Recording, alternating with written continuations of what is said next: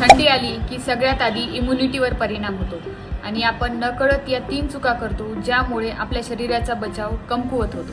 सगळ्यात पहिली चूक, सकाळी उठल्याबरोबर थंड पाणी पिणे। रात्रीचा वेळ हे आपलं शरीर डिटॉक्स करत असतं।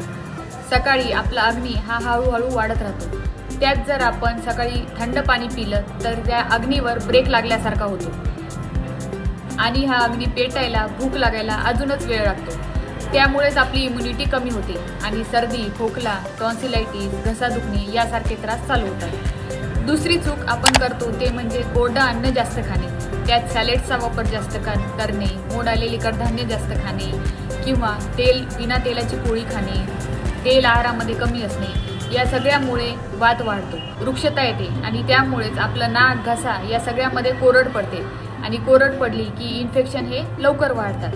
तिसरी चूक आपण करतो ते म्हणजे रात्री उशिरा जेवणे। हिवाळ्यात नैसर्गिकरित्या भूक जास्त असते, त्यामुळेच एखाद्या वेळेस जेवण जास्त झालं तरी पण आपल्याला ते पचून जातं। पण रात्री उशिरा जेवण केलं तर यामुळे वात व कफ दोष जास्त वाढतात। हिवाळ्यामध्ये आधीच वात दोष वाढलेला असतो। उशिरा जेवण करायचं असेल तर सूप, खिचडी किंवा राजगिऱ्याचा लाडू अशी पदार्थ समावेश करावे।